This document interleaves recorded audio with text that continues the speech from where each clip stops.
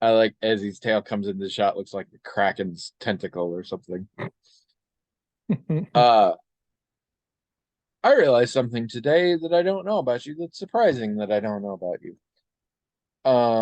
What's your name? No. Do you have contacts or glasses? I have glasses. You do have glasses for nearsighted or farsighted.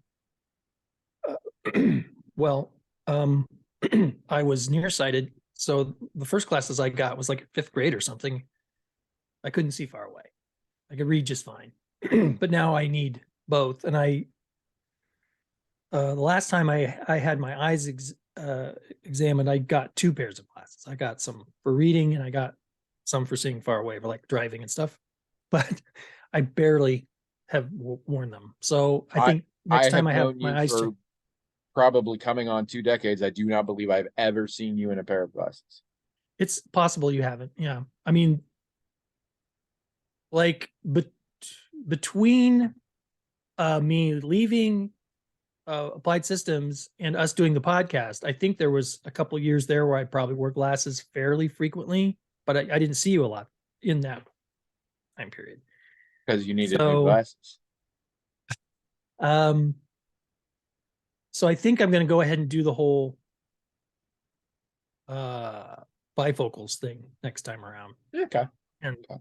just try to find some frames that I'll actually wear, because it's I just a think big waste of money to buy glasses and not wear them. bifocals are good. Not having had it myself. I plan. Have I told this story already? To get a very fine like librarian chain for my glasses. Hmm. Because when you are nearsighted and you get older and you need readers, it's only for your corrected vision. So like right now, if I was trying to look at something close, it would be blurry. Now I wouldn't have that problem. Mm. Now I'm super blind more than a few inches away. But so in theory, if I have a chain and I want to read something, I can just do that, read it. And that's what I've been doing now. If I'm reading something, I often now do the whole, Hmm. like an old person. But I was torn because I mean, some people just wear contacts all the time, and that makes sense. Uh, but I was torn. I was like, either he has glasses and I've never seen him in them, which seems really unlikely, or he's a person in his 50s who's never had glasses, which also seems very unlikely. They exist, but I don't know many of them. I mean, my prescription when I first had them, like I said, grade school, was really weak. Like people would, they really liked to take my glasses off and put them on themselves, or pick them up off the desk and put them on, and they'd say, "Is there a prescription here?" I think it was mostly the reason they went ahead and gave me a prescription so early was because I've always had motion sickness problems and headaches. So I think they thought that that would alleviate a little bit of that, which maybe it did. I don't know. And so in high school, like if you look at my yearbooks, I mean, I think some of my school pictures I have glasses, some of them I don't, because again, Well, that's the it problem. was I've so never looked at weak. your yearbooks. I really should catch up on that.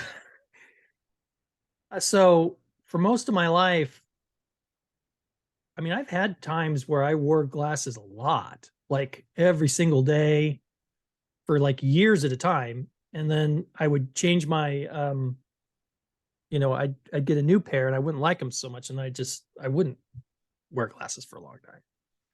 I'm kind of surprised you've never seen me in glasses, because I did wear the pair before this one I did wear a lot I because they don't were look at frameless. you a lot, so I don't remember ever wearing them to your house. So by the time we were podcasting, I probably wasn't wearing them anymore, but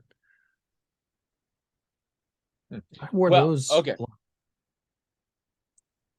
Let me ask you this then. This dovetails nicely into what I wanted to talk about anyway. Mm.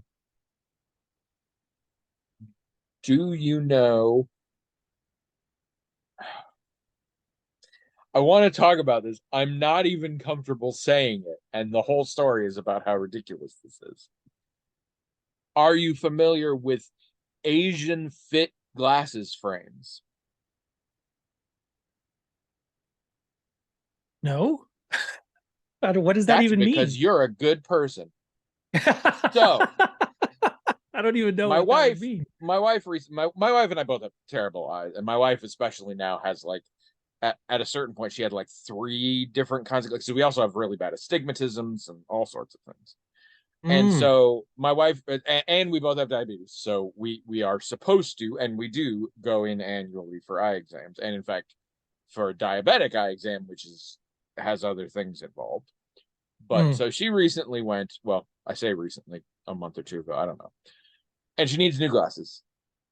But the timing was such that she's like, I'm not going to do it now. I'll come back another time. Fine, great. So we finally got around to it the other night, because mostly the eye doctor is open during business hours, but there is one day a week they're open late, and we finally timed it. And I was like, let's go after work and we'll do this. And she wanted me with her to, because like you can't, I find that really hilarious. And there's no way around it that I know of. But when you're trying on frames, by definition, you can't see how you look. So it's kind of tricky. Um, Yeah. But so she wanted me there for that. And anyway, we're picking this out, and I'm sitting off to the side, and she's over. They always have these little desks in amongst the thing, and then the lady sits there. And I say lady, it's always been a lady when I've seen, whatever. She's doing all this, and she says to the lady, what does it mean when it says, and I didn't hear what it was on the label, on the glasses. And the woman looks a little uncomfortable and says, yeah, a lot of companies are changing it and not using that term anymore. And I said, sorry, what term? And she said, Asian fit. And I'm like, the fuck you say? It is at this point that I should also specify the woman in question, Asian. Mm. And I didn't actually swear at her, but I was like, oh my God. And she said, yeah, apparently, I just, my butthole clenches up every time I start to say the sentence. I'm just not happy. Asian fit means a narrower bridge of the nose, because some people Mm. have a narrower bridge and it fits better, and it is a common thing in Asians, apparently. Now, does this mean it is true for all Asians? No, not even close. Does it mean, I mean, obviously, does it mean that there are non-Asians that have that same sort of narrow? Of course. And I'm just in the year of our Jesus 20,003 and 20 or whatever. How is this a thing? Like, all I could say at the time is I'm like, thank God it's not called Oriental fit, but still, Mm. like, I don't. Oh, like, Huh. how old? Please, whatever. You're being weird. She's off her hunger strike. I don't know what her problem is. Anyway, Mm. how is that? What? What? No. I'm just really disturbed by this, and I want to know how old it. I haven't looked into this at all, but I'm very bothered. I would just about guess that it started with a spectacle manufacturer who um, made made a line of glasses that fit different, and only was shipping them to Asian countries for a very long time, completely ignoring the fact that there might be people over there, plenty, who didn't, who needed a larger bridge, and plenty of people over here who needed a smaller one. But that's probably just how it started. Yeah, I guess you're right. Somebody probably viewed it as a metric versus imperial kind of thing, Yeah, but I'm probably, like, it's probably. not even okay. This would not excuse it by any means. No, It's no, awful. and I'm There's not no version that's right. awful, but it would That's be right. more understandable, in my opinion, if it was a combination of factors. This is literally just a narrow bridge. The term narrow bridge, or even narrow fit, like is sitting there, is exactly the same length. Mm-hmm. Like, wow. And Yeah. Yeah. it's just so late in the game because it's not like we walked in and we're like, do you have any of those Asian fit ones? We fucking hate those. Trish saw it in the place. Yeah. Yeah. Like, how?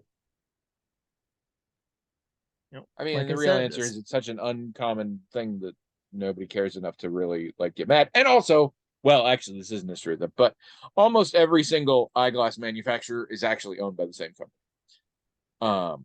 It is yeah, it you is got a that. That's a, serious scam. But I am pleased to say that my particular eye doctor does not work with that company with frames at all, and never has. They apparently do have to work with certain things involving lenses because certain companies are like the only ones that will do a certain thing with lenses. So they have to, but otherwise they don't, which I didn't know there were enough options that you could do that, but I was very happy to learn that. So yeah. anyway, the world still sucks. Hello everyone. Welcome to Magical Talking Hat Podcast, the only podcast in the world that, Asian fit glasses notwithstanding, is the sole reason why we cannot have nice things.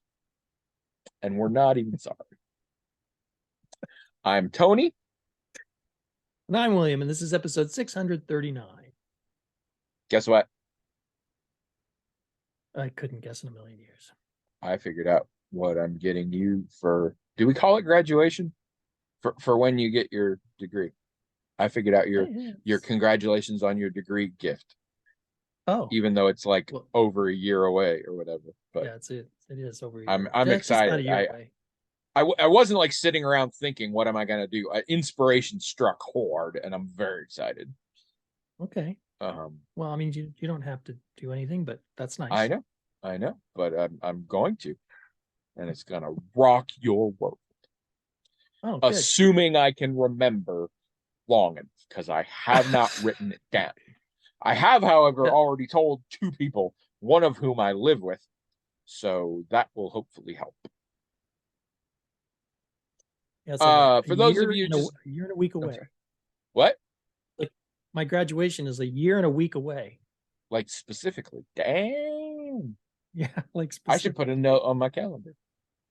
All right. So for those of you just joining us, we have a hat. It's magical in that it has its own email address, themagicaltalkinghat@gmail.com. And all the great people, all the ones you've ever heard of throughout history, and the future. Why not? Write in to that email address, themagicaltalkinghat@gmail.com, with whatever the crap they want. And the hat magically forwards to Cena. And we read them, we talk about them. That's pretty much it. Well, it appears that summer heat may have finally started, although summer humidity has not. Yeah, I kind of noticed that too. Not that bad. But the heat is bad enough that now we have closed up the house again. We had it open for quite a while, but as of yesterday, I've closed it up again. How has your week been? Well, so most of my schoolwork, well, pretty much all of it was done before the week started. So I had some articles and things I didn't get to read during the course of I didn't need to read them for any assignment or anything, but I wanted to read them. So I kind of had them all. Nerd. I had a backlog of stuff I wanted to read. So I decided, well, this is technically a school week. And so instead of like just taking it easy, I will just read like a regular school week and try to catch up, which I have mostly done. And I'm happy to have done that because these were really good and important articles for me to read. And hopefully I'll be talking to some of my classmates about some of it, not this week, but I don't mind talking about them during the break. I just know I need a break from reading them for, even if I like it, it doesn't matter. I need a break. We've talked about this. Yeah. So And you know what this all means again? We're coming up to another episode of Behind the Pancakes. Get your donations Right. in now if you want that recording. Right. Right. I forgot. Probably coming up. Yeah, Although well, actually, well, it still might involve pancakes. I thought of a possibly different place for us to go than IHOP, but we'll oh, talk about that later. Um, okay. and so now you have 3 weeks off, two After weeks this off, one is 3 weeks, 3 weeks off, and then only one term of coursework left. yeah. Of the kind I've been doing. The practicum might have some reading and a paper or something, maybe, but it's not going to be like Not a it's yeah. So class. it's right. So yes, only one more quarter. So it's just two more classes. It's going to be one of the classes is on child and adolescent counseling, which I really look forward to that. And the other one is about maybe I already said this. It's about evaluating programs. When you get a master's degree in counseling, you can do pretty much like you can once you have a full license and you're not Fly under a supervision plane. anymore, You can send kids to war. you can Whatever. supervise. I'm saying you can supervise other. You don't have to have a PhD to supervise another counselor. You can do forensic psychology and testify in court. You can evaluate someone's program. I mean, the only thing you can't do is teach graduate students. You can teach undergraduate students. So, All right. So this it's is a course on how to do that crap. no, this course will specifically be on how to evaluate someone else's program. Oh, okay. Because you might do that. I mean, not within 3 years of graduating, I won't do that. Well, I think except maybe my own program, I might evaluate it, which I How are think you is doing? good Well, to I think know. it's okay. Okay, good. I want to tell you some things. No, like what kinds of things you can put in place to measure as you go, and to what kinds of ethical concerns there might be if you're going to do that. Like, do you need to let clients know ahead of time, hey, we're going to be evaluating this as part of a whole program. So as you're giving informed consent to get counseling, we'd also like you to give informed consent to be sort of part of this kind of a study. It's not going to be published, but you're going to be part of a evaluation of our program, and then they can say yes or no. I don't think I can look at you. You're perfectly clear and I can hear you perfectly clear, but for reasons I do not remotely understand, there's like a quarter-second delay between the audio and the visual. Mm. So it kind of looks like you're a badly dubbed movie. I get that a lot. Yeah. I've got that my whole life. It's just uncanny. That's why people don't like to hang out with me. Do you know where you are doing your practicum? Yeah, it's a office in Cedar Rapids. Is it who you were hoping to do your practicum with? Yeah. Oh, Yeah. good.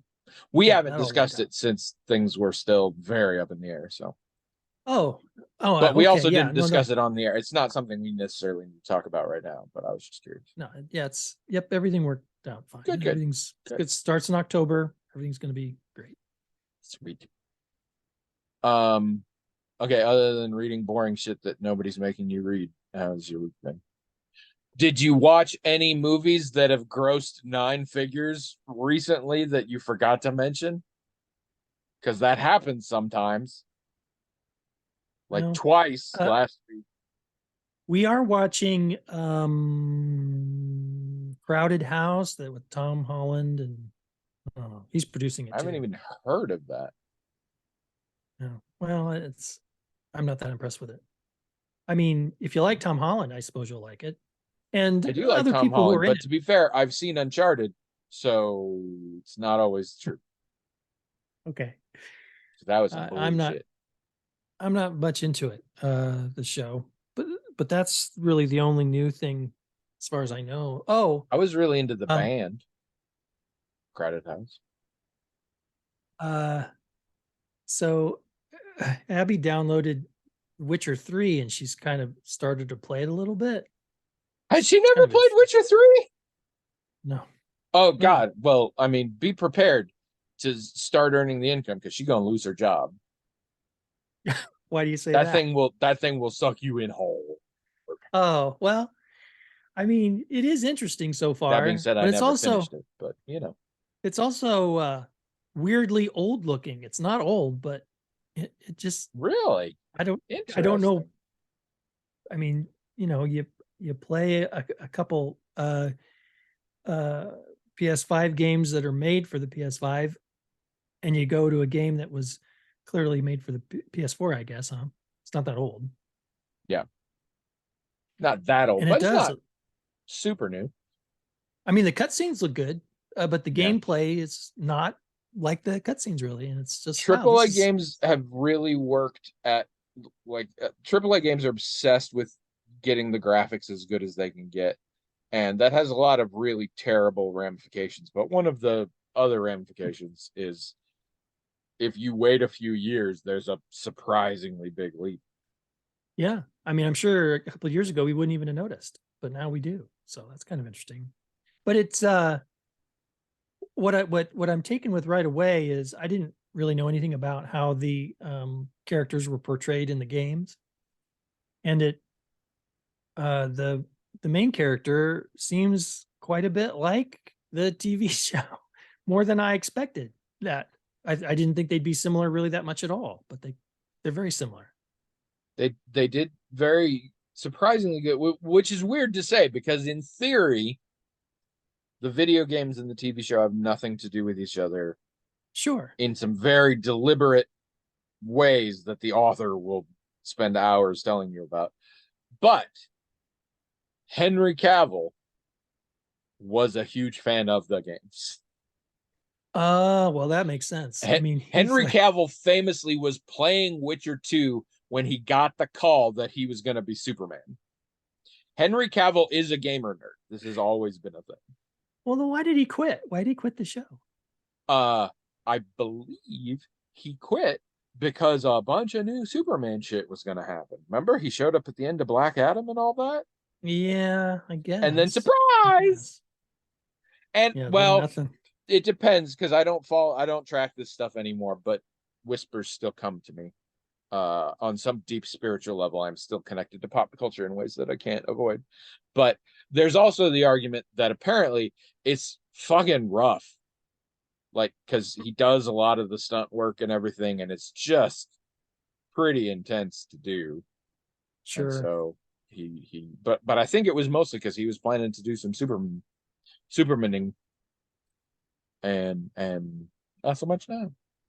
Well, I mean, the character in the game is like this is almost exactly like what's on the screen, which I not only did I find that unexpected, but I also weirdly found it kind of nice in a way. Like I don't know, I liked it. I mean, Why did I that's like it? I part don't of know. the appeal for me of the show is I'm like, it's just like the guy from the video game.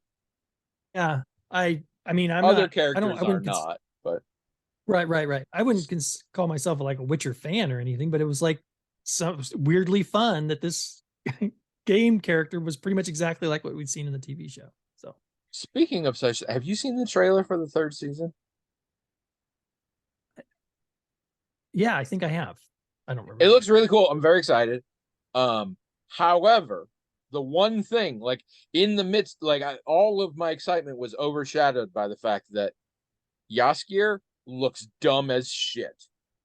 Jaskier has some weird ass page boy haircut and real heavy eye makeup, and basically looks like somebody doing like Tim Minchin goth cosplay. Like he looks really stupid. And it's the same actor, and I love him, and I love that character more than a lot of people do. He looks dumb as shit, and it's very distracting. Hmm, I didn't really notice. But I mean, wait, is does it just look like that in the front, but in the back he's got it tied up? That's longer or something? I do not His recall hair? seeing the back of his head in that trailer. Oh, okay. Well, maybe you're right. Maybe it's just cut like a bob cut type thing. I guess you're right. It He didn't look had that short good. hair, but now he's got this thing. Yeah. You're right. I didn't even And notice. again, the I the mean, very sort of shadowed eye makeup in a weird way. But I didn't notice that at all. But the hair I did notice, but I guess I didn't think about it. you don't think about hair like I think about hair. I have thought the show so far has gone, I am pretty well. pleased. It's entertaining to I'm watch. quite pleased with the show. The whole thing I ran into this in the games too is the world is so detailed, and that's great. The world sucks shit, and that's not great. And Yeah. this is a constant struggle I have. The world of The Witcher is a shitty, nasty, incredibly misogynist world. And Mhm. it is brought to life in such amazing, fantastical detail, which is neat, but the substance is very not neat. Also, I am not a fan of the character of Geralt of Rivia for the most part. I consider him very much super masculine self-insert character. Mm. He feels like the anti-Distaff Mary Sue in a way that I find he very much. I don't know what it is with macho self-insert characters and long white hair, but he reminds me very much of Drizzt Do'Urden from Forgotten Mm. Realms, which is the same Mhm. thing. Mhm. And Mhm. like, and he's Yeah. so badass, and girls like him a lot. He's in love with this one, and she's super pretty, but other girls like him too. Like, Yeah, I hear what yeah. you're saying. How was your week? Oh, let's find out. Oh yeah, you're keeping notes. Do, do, do. We've got a Hunt a Killer thing lined up, boy. We are ready to go. Oh Jesus, I got a lot of stuff to talk about. All right, Oh, Asian Fit okay. Frames is gone. Check Uh, that one off. I did check that one off. Okay. Um, saw a movie I think is interesting. We're talking about a bit. Okay. Um, Let's do that. it's one. The movie is called How to Talk to Girls at Parties. Okay. I believe it is available on Max currently. It is a few years old, not super old, but a few years, I think. Maybe not. Maybe it's fairly recent. I don't know.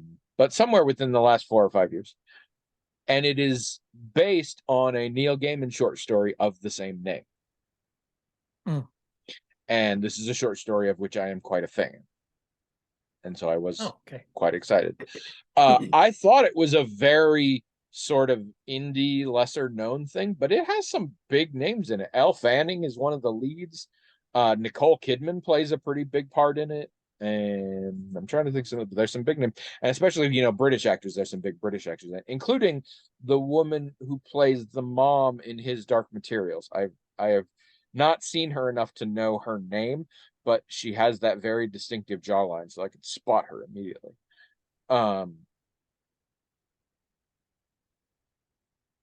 Trish and I had slightly different views on it. Trish had some mixed feelings. I thought it was a very good movie. I enjoyed it, with the caveat that its enjoyment is directly proportional to how much I can forget the source material.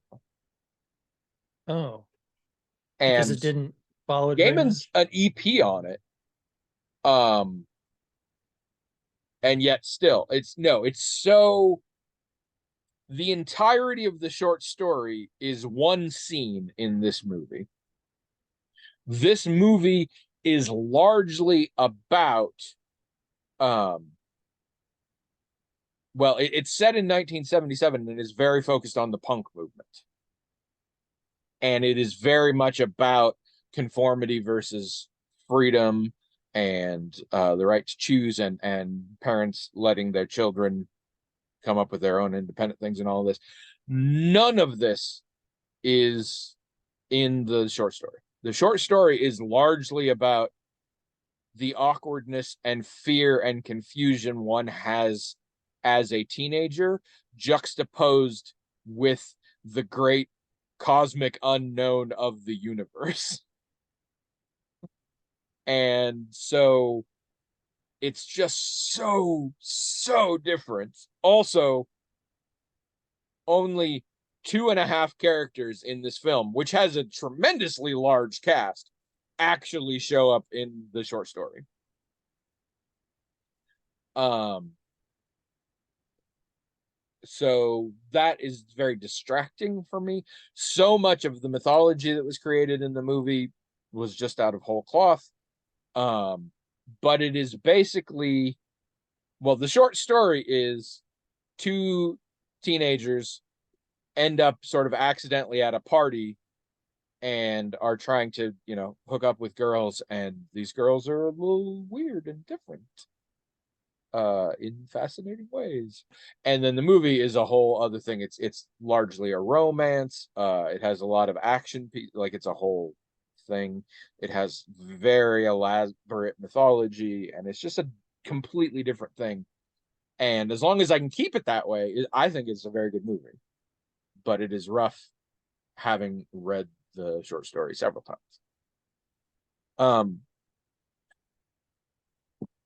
I thought I saw some other movies that, I mean, and I can think of some, but those are ones that aren't worth talking about. I've seen a lot of movies recently that are both not good enough and not bad enough to talk about. If we end up needing to fill time, I want to bitch about one of them, but I don't think we will. Did I see Avatar: The Way of Water since I talked to you last? Oh no, you didn't. But it's on Max. Yeah. I heard it's pretty. I heard it's it very is pretty. that. It is that, yeah. I've heard it's only that. It's pretty much only that. Which, Yeah. to be fair, so is the first one. Yeah, right. It tracks, right? Yeah. Right. I asked her, I said, hey, Way of Water's on there. If you ever want to watch it. She's like, nope. And I was like, me too. I was like, maybe. I want to save a caveat.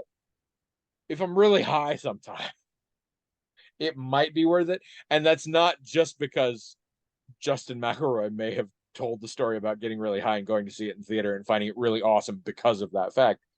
But otherwise, I'm like, no, it's 2.5 hours of more white savior bullshit. And yeah, I know. No. Thank you. No, thank you. But yeah, it's available on Max now if you want to see that. And we got at least 2 more coming. And clearly I'm in the minority here because it broke all sorts of new records money wise. So whatever. Yeah. We finished 3rd season Mandalorian. Oh. How did you feel about that? We may not watch anymore, but not for why you think. Well, I don't know. It is hugely popular. I'm confident it will get more seasons. I don't think anybody's explicated yet, but I'm confident it will. We both felt this makes a real nice series finale. It did, yeah. And maybe we don't want to fuck with that. We'll see. I mean, it's going to be at least a year plus before there's even talk out there about it. But I said to Trish, I'm like, I know it'll have more, but this is really coming. She's like, well, maybe we don't have to watch it more. And I was like, maybe we don't, because I am also starting to get a little fatigue kicking. I'm like, all right, we've told a lot of stories about this character. Let's do, except actually this season was less focused on him. But anyway, I don't want to, I'm not going to spoil anything or whatever. It was a good season. I enjoyed it, especially at the end. That happens with the Mandalorian seasons when they're ramping up to sort of the final thing. I enjoy it more often. Yeah. I will say this. There is an episode, I believe it is the 3rd to last episode. It is notable by having guest stars of Jack Black and Lizzo, who I've been seeing guest star in a lot of places. Apparently, lady can actually act also. Like, she's just triple threatened all over the place, quadruple threatened if you count the flute. I mean, everything. And we finished that episode, and I turned to Trish and I said, that was one of the messier, poorlier, like more confusing and conflicting and didn't fit together episodes I've seen of this show. And it's absolutely my favorite episode of the season. Christopher Lloyd too. Yes.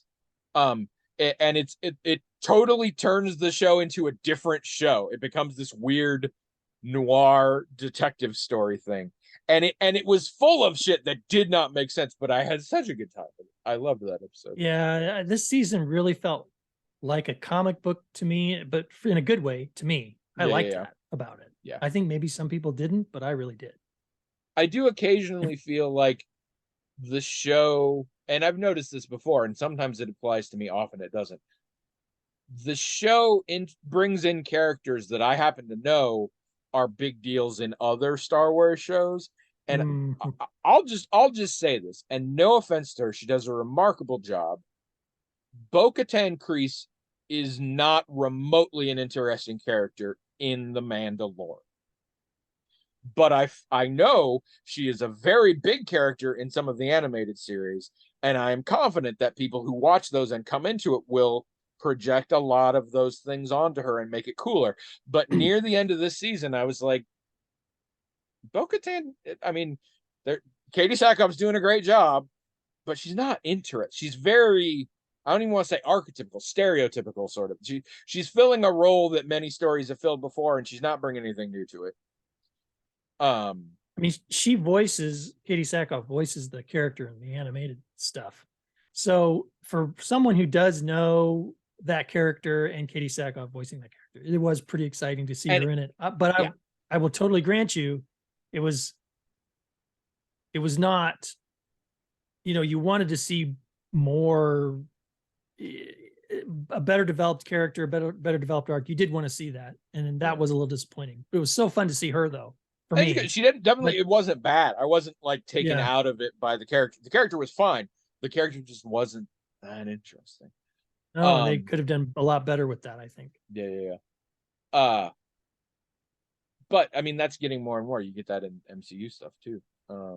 Which is weird. Secret Invasion is about to happen, and I fully do not plan to watch it. So I'm basically done with MCU. I want to see the third Guardians, and based on what little information I have, I want to see the Marvels. And Oh, I will. What should it have been shown up a long time ago? I will probably watch season 2 of Loki at such time as that exists. Supposedly that's still happening. yeah, I But think it is. otherwise, there is not a single MCU property that I'm planning on seeing now. I'm just um. All right. So anyway, but it was good. We enjoyed it. I highly recommend it.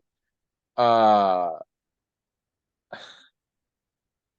So every once in a while, like you have a lot of streaming services. You don't always deep dive into them, especially when they are not as specific as, say, the Disney one. Like Netflix. Netflix has every foreign TV show that's been made since like 2010 in any country is on Netflix. Like there's just so many of them, and it's really interesting. But Amazon Prime also, especially with TV shows, it just gets things that it didn't advertise. They're not Amazon originals, but they're things that like nobody really cared about too much, so they got them on the cheap and they're there. And the other day, Amazon recommended one of them to me. And it recommended one of them to me because there was a person on it that I had been watching other things from, and they thought of it. And it's a it's a reality show. You need to prep for that. It is called Last One Laughing Canada, which I haven't looked into this. This either means there have been other shows of Last One Laughing, or they are planning to have others. I don't know. But it is a reality TV show, the premise of which is 10 Canadian comedians are put in a room for 6 hours. They are not allowed to smile or laugh. The last one, and if they do smile or laugh, they are kicked out. And the last one there wins $100,000 for their given charity.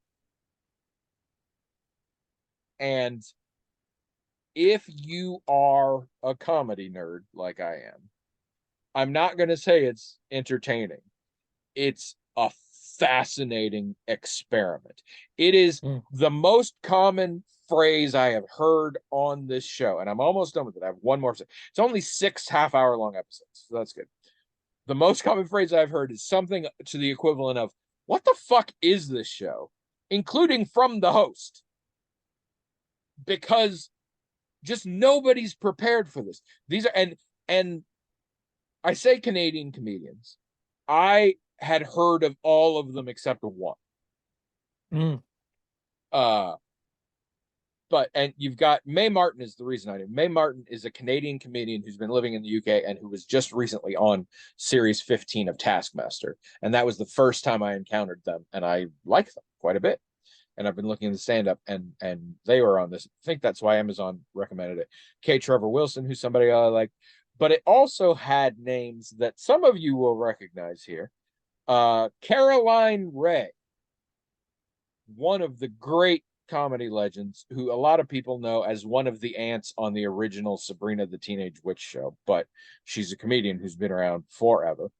Colin Mockery of Whose Line Is It Anyway fame. Dave Foley of The Kids in the Hall. Tom motherfucking Green. Wow. Jean Lajoie, which if you're into internet comedy, you know who that is, or if you watch The League, it's the dude who played Taco. And other people that apparently are up and comers, and I don't know them that well, but and Andrew Fung, who played Kimchi on Kim's Convenience. And like nobody knew beforehand who the other people were. And so as they would come in, the younger comedians like were losing their minds. They're like, I can't do like literally people are like, so one of those like Colin Mockery and Tom Green and Dave Foley, somebody was like, these people taught me what funny is. And I'm here now. And it's just uncomfortable because there is no laughter. It is 10 comedians trying so hard to make people laugh while everyone involved is trying so hard not to laugh. And it's exhausting for them. It's kind of exhausting for me. And like the number of people who get kicked out because they laughed at themselves is, I won't spoil it, but more than it should be. More than none. It's and just the things that like and it's constantly interspersed with what I assume was at post-show confessional like shots and things of what was going through the head and all that. And it's fascinating if you are a comedy nerd like me. It's also very hectic. Trish saw the trailer and was like, that seems like a bit much for me. And she's not wrong. But if you are a comedy geek, if you know any of these people, and if you are, Trish and I get very interested in the process of stand-up, not just the stand-up itself. We get into that kind of thing, and it's fascinating. So I would recommend it if you fall into that category. It's so bizarre.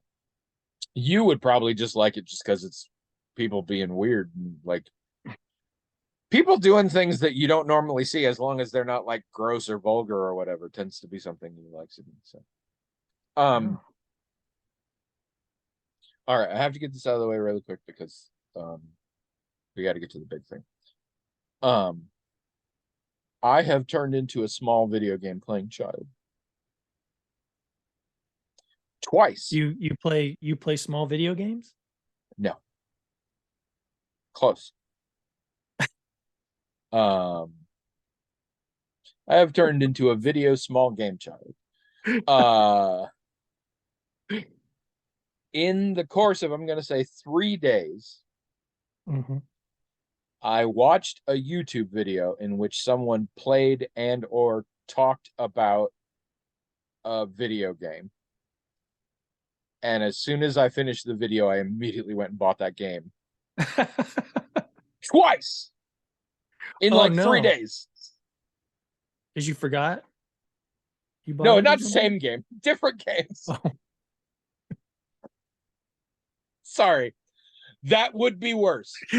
Everyone get your and expectations a child might do that. down. I was not that bad. Sorry. I didn't say I have turned into a small video game playing stupid child. No. Two different games. And then I watched a video and I was tempted to do it a third time, and I was like, motherfucker, you don't have this kind of money. Stop it. Oh, that's funny. And I haven't regretted the purchase. I've been enjoying both of them quite a bit. And they weren't that expensive. One of them, by coincidence, I could get because it's not a recent game, and I got the super deluxe, all the DLC version, which is like $90 for like 20. Because of PlayStation Plus, I got like an 80% discount, so it was really good. Nice. And then the other one was just on sale right now because there's always a sale going on PlayStation. But the games are Tetris Effect, which I have been meaning to get for a long time, which is a Tetris game, but like cool. Like the whole deal is it has weird visualizer effects around. It was actually designed originally to be a VR game. And so it has weird visual effects, and also it has weird, interesting music, and it's interactive music. You moving pieces around adds to the music, plays beats or different things like that, and all of that. And it's all sorts of different music. It's a lot of ambient music, sort of electronic music. Some of it is sort of more world music styles, of also a little bit of improv jazz in there and stuff. But it's meant to just be sort of like a relaxed, chill version. And it has all these different versions. The main game is called Journey, and you go through different levels, and they're all like different themes with different music and different visualizers and stuff like that. And it's very cool. But then that also unlocks other things, and there's other modes, including things like you can play a marathon game where there is no game over. Like if you get to the top, they just all go away and you keep going, or other ones.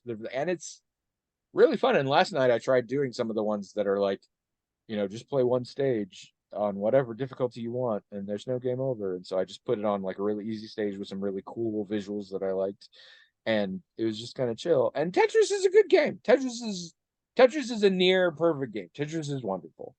There's a reason why knockoffs of Tetris exist everywhere. It's a huge deal. And this is a very cool version of it. I am still not very good at Tetris, but in the less than a week I've had this game, and I haven't played it a ton, but I played it some, I'm already notably better in my opinion. So it's fun. And then the other one is called Planet Coaster. Your wife would probably like this game. It is a theme park business management system. Right. And it's called Planet Coaster in part because you have the ability in the game to build your own roller coasters. And that is kind of cool. It's also kind of difficult, and it's completely optional in the process. I got it. There is a sandbox mode that I have yet to use, but I'm going to, and is the main reason to get it, where you can just build whatever kind of theme park you want, run it, and see what happens. I have been going through the career mode mostly because I feel it is a helpful sort of tutorial. It is teaching me things that I will know how to do later. But I'm just really digging it. I'm having a real fun time. The career mode is largely, here's a park. It sucks in some way. You need to fix it. And I've been doing a lot of those, and sometimes it's a little tricky, and because there's a lot of granularity to it, to a degree that it can almost be intimidating, but they bring you in very slowly in the career mode, which helps. But there's so much of like, I mean, there's your money, obviously, and prices for everything. Everything costs individually. It's not like an all-inclusive park. So like there's an entry fee to the park, although so far I have never charged anyone to go into any of the parks. There's every concession costs a certain amount. Every ride costs a certain amount. How much you pay employees is a factor. Training employees is a thing. Upgrading, like all the stuff, all costs different, and you can adjust. And then where this becomes easier than a real theme park is then you can read the thoughts of customers and employees. And so if the customers are like, wow, this ride is way too fucking expensive, then, drop it down. Or like, there's too much litter. Okay, I'm going to hire more janitors, like that kind of thing. And there's different meters to track things, and then you can take out loans if you need to. You need to pay them back. I have just gotten into the part that does like marketing and advertising, and that brings in more customers, but also you pick specific ones, and it brings in different types of customers who like different things. Right. And it's really, I really like it. It's a fun time. So that's been good. But anyway, let's get all that. We got to talk about She-Ra. Oh, okay. We also got, and the Princesses of Power. We should also talk about. Oh, okay. We'll talk about She-Ra and the Princesses of Power. I have finished the first season. really like it. I still really, really like it. I kind of binged the end of it because it is very much not self-contained episodes for the most part. Mm. And they like to do that thing of sort of leaving it on like, oh my god, that just happened. So I'm like, I want to see. And for the most part, I could hold up. But when we were in, I'm like, oh, we're heading to something here. I kind of gotta push through this, and I did. Um, the representation is much broader than even I realized. We talked about the gender representation, and how I believed eventually we get into some queer representation. Well, I was wrong. We've already got lesbians in this. Like, it's not explicit. We don't see them kiss or anything, but they're always a pair, and they call each other darling, and they hug a lot and shit. I'm like, yeah, no, this is funny. We also have what I finally put together is very clearly a neurodivergent character.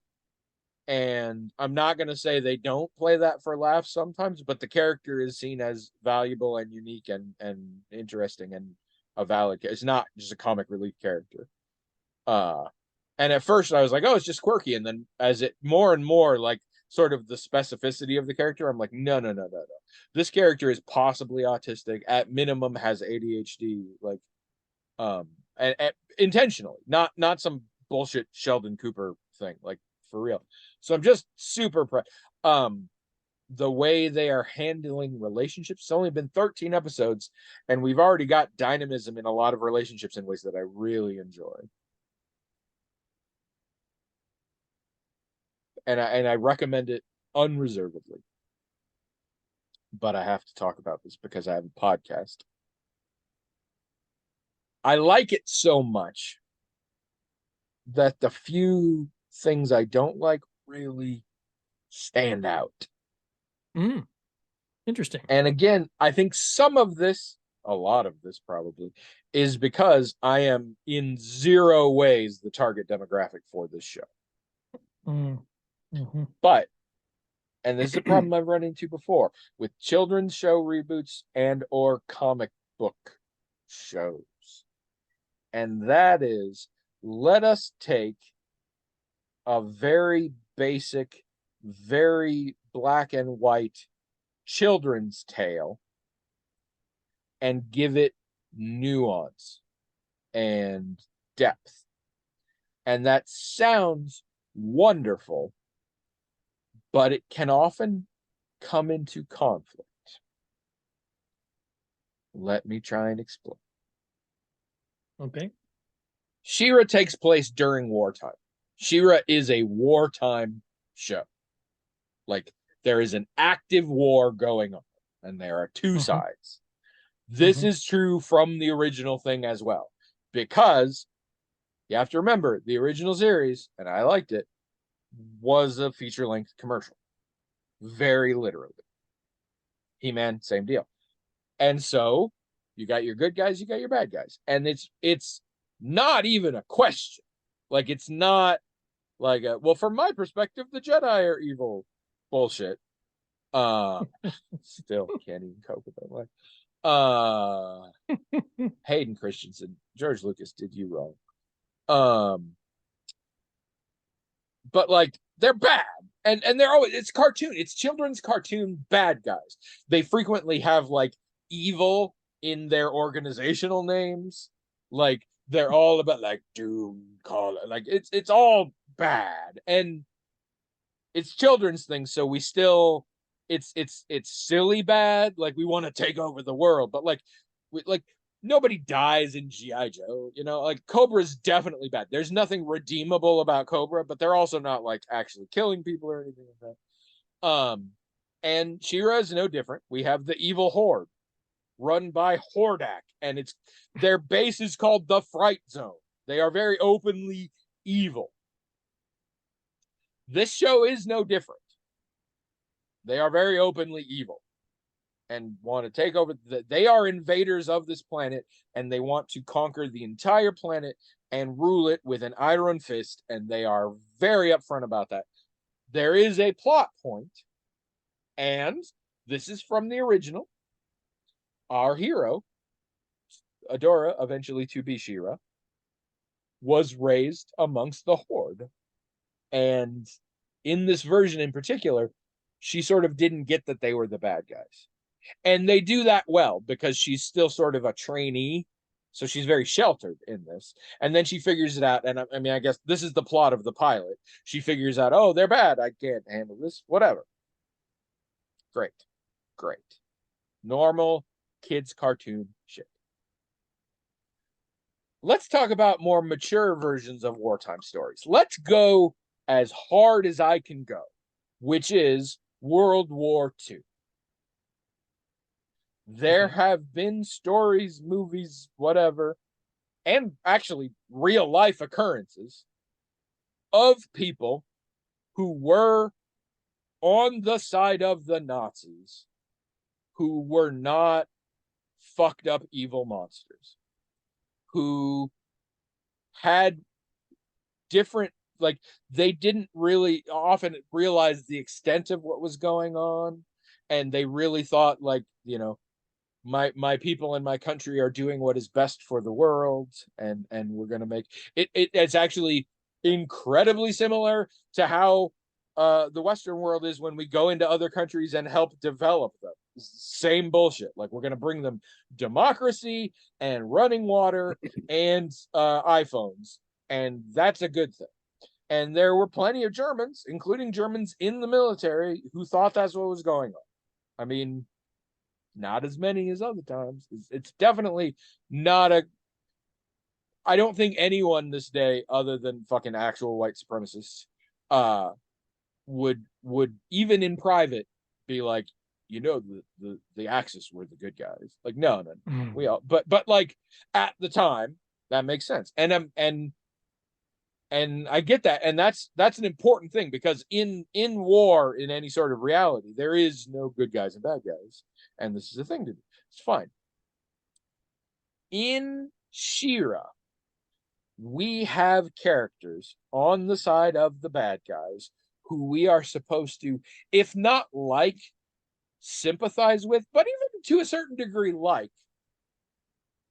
who are incredibly openly, completely understanding what the goal of the bad guys are, and are super in favor of it. And in fact, want to be more involved in decimating this planet if they possibly can. And I have a really hard time knowing that I'm supposed to have sympathy for them, and suspecting in a lot of cases that eventually maybe they'll get redemptive. But like, it doesn't work. It doesn't work. You cannot do there are people on both sides who think they're doing the right thing when one side is called the evil horde and whose stated goal is to bring the world into darkness. Like, you can't do that, and you don't do that in a kid's show, but you do that in a grown-up show, and here is where the two meet, and it does not fucking work.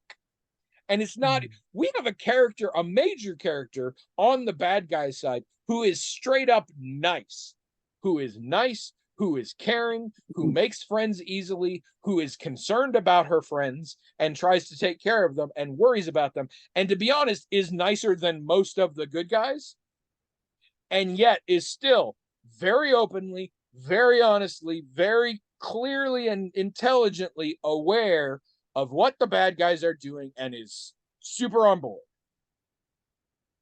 No, it doesn't work. And it annoys me. And some of this can be swept aside by saying most of the main characters are teenagers, and teenagers are dumb as shit. And I should, let's do it necessary. Teenagers literally have different neurochemicals going on, and their brains are still forming, and it causes them to think and do things that we would find patently ridiculous, which is an okay excuse to a degree. It's not great, but also brings up, we are trying to have a more serious and grounded story of a planetary war in which almost all of the major military actors are teenagers. Even though we have adults, we don't so much use the adults. We send out the teenagers to lead our armies. Also, bro. So these things, and these are, like, I cannot stress enough, this show is really good. and I highly recommend it. But there is a little tiny ice pick in the base of my skull at all times when this shit is going on. And so it is a thing that bothers me.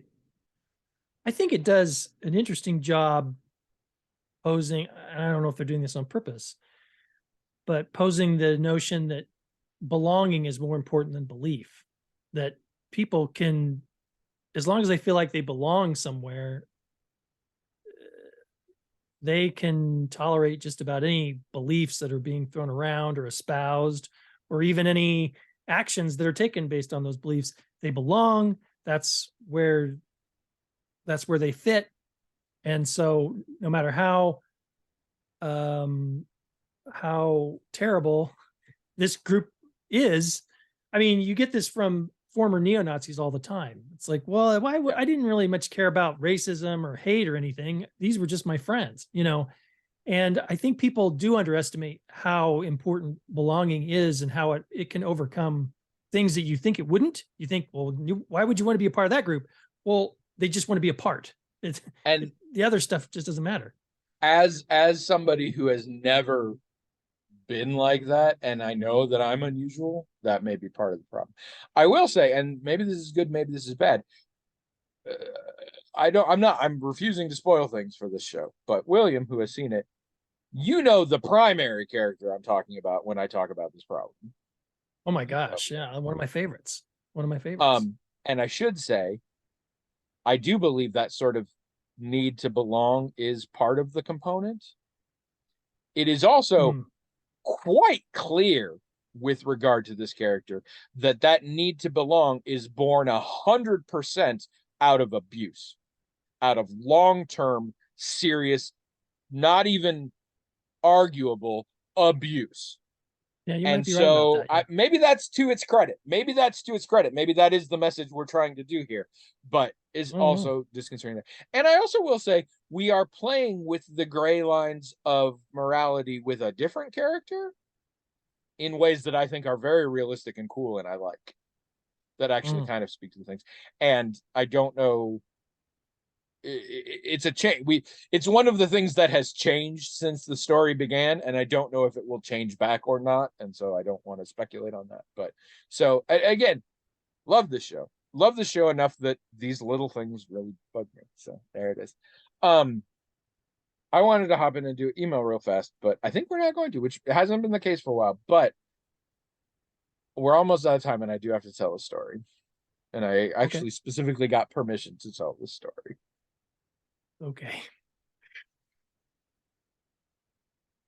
I had to put my foot down and tell my wife she was not allowed to do something.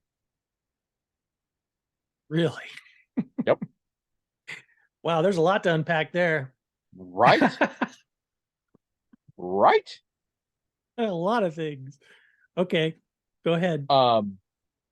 My mind is still reeling from it. It was many days ago. I have told this story repeatedly. I'm still not sure I entirely grasp it. I don't know the best place to start with this. I think I'm just gonna have to start with it. Okay. As we all know, I do not wear the pants in this family, literally or figuratively. I also have I am not the breadwinner. I have, other than my penis, I have no argument by which I could make that I would have any authority over my life. And as we all know, a penis is never a very good argument. But it is a classic one in this sort of scenario, which is why I find it so funny, because it's never applied to us, but I had to do it. So I don't know, we were watching something and it wasn't that interesting, and so Trish is messing on her tablet or whatever. And afterwards she says, I'm thinking about getting this, and she shows me on the tablet. And what she shows me is a enclosed outdoor, like tall, it's like a kiddie condo, but it's enclosed and it's meant for outdoors. It's like a little, like if you ever see like a wildlife cage, it's like that. Is it good? No, but it's for cats. It's got levels and stuff. Oh, it's for cats. Oh, I thought it was for her. Sorry. She shed. No, I love she No, sheets. no, Let no. me A preface. kitty condo. You know, kitty. You don't think I'm calling women kitties, do you? What is wrong with you? You No, sexist I thought you monster. meant kid as in a human child, No, like a. kitty. Kitty. It basically looks like one of those out wildlife rehabilitation enclosures, but it's Oh, okay, yeah, probably like 3 feet by 3 feet or whatever. It's a catio, whatever, and it's meant for cats to be able to go outside. gotcha. Now, let me give you her backstory on this. My wife has long been attempting to get Addie comfortable with the outside. All of our cats are indoor. All of our cats have always been indoor. Twiglet used to go out on occasion, and actually I practiced walking him occasionally, but like none of our cats like get to go out and then they come home someday or whatever. They're indoor cats. And Ezzy's expressed no interest ever in the outside. The outside can fuck right off, which is why I love her to death. Because the outside can fuck right off. And neither has Addie, but Addie would get really upset when he would go to the vet, like more so than most cats. And this made Trish feel bad. And so she's been trying to work on this over the years. And so, like, she bought a tent that had a lot of mesh on it, and she would put it outside and put him in it with Twiglet. And they would just kind of hang out in the tent and stuff. And it was okay. When Twiglet died, he doesn't like it as much. And she hasn't done it in ages. She hasn't done it this year at all. She also, when we needed a new cat carrier, she got one that doubles as a backpack with like a window thing in it, on the belief that she could take him for walks. She has not done it yet. And as a carrier, it's not that great. And I'm the one who takes the cats to the vet. So I'm not super happy about this, but whatever. And so she wants this because it's another version of this. Sorry, I forgot an important detail. It costs $350. Eesh. I mean, And I'm looking at this and I'm just like, $350. And he hates to go, like, he doesn't enjoy, like, the tent is even a problem. Like, she tried to put him in the tent one time and he lost his shit and she had to take him back inside because it was too far away from the house. It was having a lot. And I was looking and my brain's just like, you have to say it. And I'm like, no, that's not how our marriage works. That I cannot do that. And my brain was like, I hear you. I hear what you're saying. However, I challenge you to give me one other possible response at all in the world. And then the first part of my brain was like, yeah, you're right. So I just said, after conservatively 10 seconds of pure silence, I just said, no, you can't get that. Are you kidding me? I was like, how about we get to the point where in any capacity you can take Addie out at all and he is consistently not upset about it. And then we can start talking about the three. I was like, I already know you don't know where you're going to put it. He's gonna hate it. You're gonna put him in it once and it's never gonna get used again. And 5 years later, we're gonna be, what's this rotting jungle gym in our, oh my god, do you remember when we spent $350? No, you can't get this.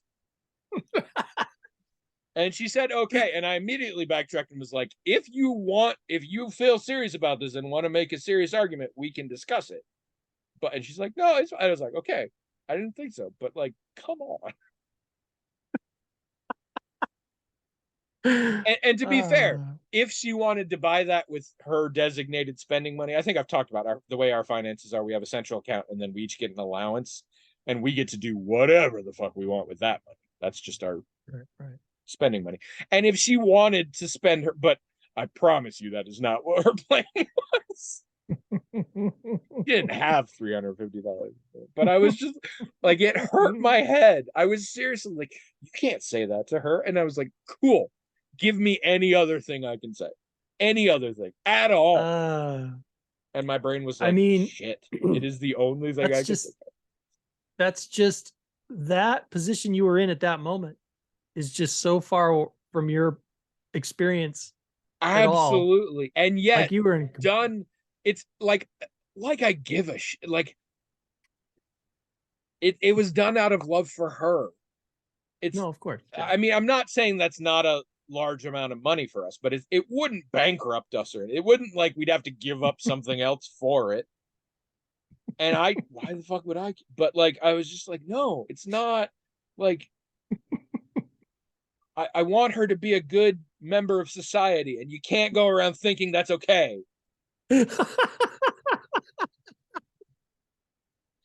Like, I seriously just stared at the screen as more gears twirled around in my head at a faster rate than has ever happened in my whole life.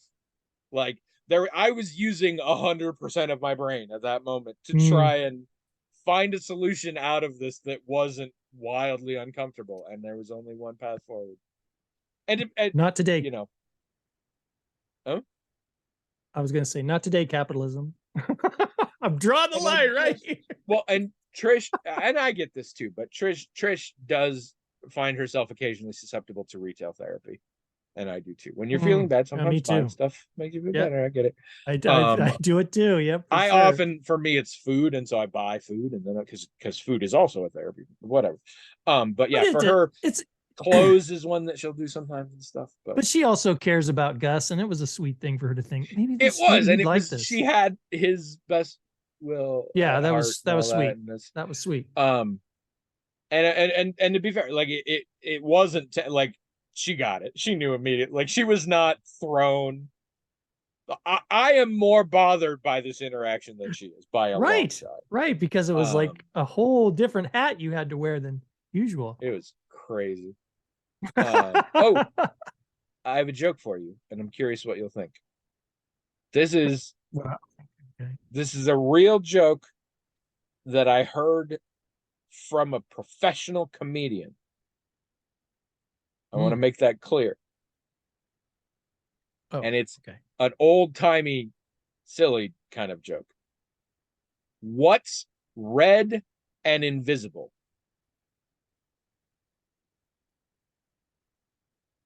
I don't know. No tomatoes. Thank you. That is the proper response. See? No, that is really good. But you and I are in the minority on this. Really? Yes. Oh, I think that's great. Trish thinks it sucks. Her whole family, because I said, I've got a joke for your dad, so she put it into their family group chat as I was telling it. And apparently, she told me the next day, she sent in the setup, and they all like said, I don't know what. And then I said the punchline, and she typed in, I am so sorry, everybody, before she said the punchline. And then later, one of my sister-in-laws texted me to say she thought it was a good joke, but she said she thought it was a good joke because it's silly, which super doesn't sound patronizing as fuck. I love it. And what I think it hits, I cannot explain it, but I think it hits a similar point as a different joke that I also think is hilarious that Trish hates. So are you familiar with the no arms and no legs jokes? Oh yeah, like the classic. What do you call a person? No arms and no legs outside your front door? Matt. What do you call a man with no arms and no legs hanging on a wall? Art. What do you call a man with no arms and no legs in a pile of leaves? Russell. Things like this. What do you call a man with no arms and no legs swimming? Bob. What do you call a man with no arms and no legs playing baseball? Third base. I love that joke. Trish does not think it is a joke. Like, it's not even, she doesn't think it worked. I think it hits that same spot as no tomatoes. Well, now because it's like it technically doesn't work, but it does. It's like, I don't know. I don't no get tomatoes. I mean, it wasn't just it. You got to give credit to you for how you told it. I mean, you could tell it wrong. I think you could tell the no tomatoes joke wrong. Yeah. What's red and invisible? No tomatoes. Yeah, that's definitely the wrong way to tell it. I'm just saying. Are you calling me no tomatoes? Do you think that's my name? What? I think you delivered it just right. I think it could be done wrong. It tickles me, and I think there's a linguistic aspect. I mean, obviously, but I think part of the humor to me is it's invisible because there is nothing there, but it's red Because it's tomatoes. The absence we're talking about is tomatoes and tomato. So I mean, you could do it with anything. What's invisible and green? No broccoli. Like anything. Yeah, right. Right. What's right, invisible and looks like William? No William. Like, okay, that one is a little clunky, but you get the idea. So I don't know. I love it. Churches thinks it's terrible. I think and part not of like what in a makes it groaning funny. way, but I think part of what makes it funny is in the way it doesn't. It's true it doesn't work, but it's the way it doesn't work. It's like exactly. And that's the same thing with the third base joke to me. I'm like, yeah. I it see what you're saying. doesn't follow the pattern. It is not a pun. It is, however, presenting the idea that there's a guy with no arms and no legs, and he wants to be on your baseball team, and you're like, well, I know a place that your unique talents could be put to use. It's over there. For the I record, thought it was really good. no arms and no legs jokes are terrible, and we did get into a conversation about them the other night at supper with neighbors, and one of the neighbors, because we're telling the kids, and the kids have never heard these jokes, so they're all new to them. And then he says, what do you call a woman with one leg? Eileen. Exactly. Now, there's a follow-up joke to that joke. Oh, I don't think I know that. I'm not going to say it. Oh, good.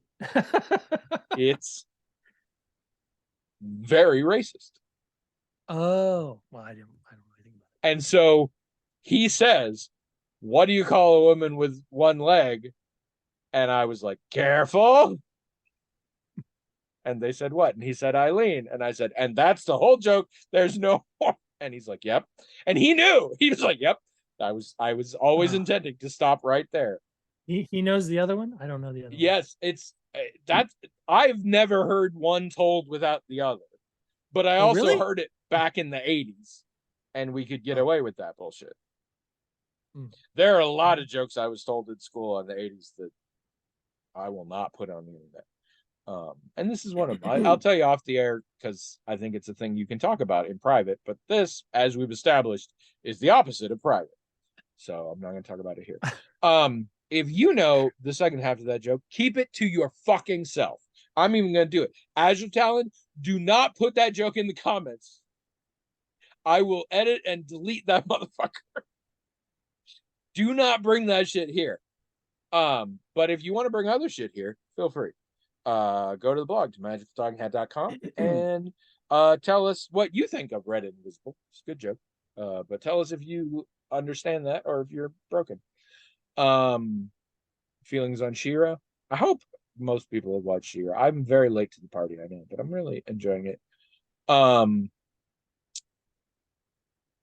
mean, anything else? I talked about a bunch of shit. Tell me your feelings on it. I think there's a lot of Neil Gaiman fans out there. How are we feeling about the trailer for season 2 of Good Omens? I didn't even watch the whole first season. Really? Yeah, I can't, not for any particular reason. I think something came up and then we just, we see it every once in a while and we go, oh yeah, we stopped watching that. I don't think it wasn't particularly long or something. I enjoyed it. I was really upset. Well, I shouldn't say upset. I was really I don't think a second season should exist. Oh, okay. Oh. Because the first season encompassed the entirety of the source material. And I get Gaiman is heavily involved in showrunning, and that's probably good and whatever. But I don't think it is. That being said, I saw the trailer, and it's just more madcap fun of the similar vein, and also very clearly playing on some shipping that occurred with the first season that is not in the source material that I'm super here for. So I'm pretty excited about it. If it has to exist, this looks like a good one. Maybe this is Gaiman's way of saying, I liked this world and these characters, and I didn't do anything else with them, and I'd like to. And this is a good medium to do it. This is his way of saying, Pratchett was holding me back, and now I can do what I fucking want. Yeah. I don't know. It is interesting in How to Talk to Girls About Parties. It's one of the many short stories that Neil Gaiman has written that are ostensibly true stories about him. Mm. He's written a lot of these, and this is him as a teenager. This supposedly happened to him, and the main character is clearly supposed to be him. And I find it interesting because the main character is named N, like the letter N, which is from the book N for Neil. In this movie, it's N short for Henry. And I'm like, why did they change that? That's weird. But whatever. By the end of it, it's really we do sort of an epilogue thing, and he's dressed exactly the way that Neil Gaiman dressed like all the time. Like it's kind of funny how obvious that one is. But anyway, yeah. So tell us what you feel about any of this stuff. Leave comments on the blog, themagicaltalkinghat.com. Leave comments on YouTube. Please write in themagicaltalkinghat@gmail.com. I know we didn't do one today, but I'm working on doing them most of the time, and we're pretty low, so we could always use more. And listen again next week. And just to reiterate, I said it on there, but Maggie, congratulations on your milestone.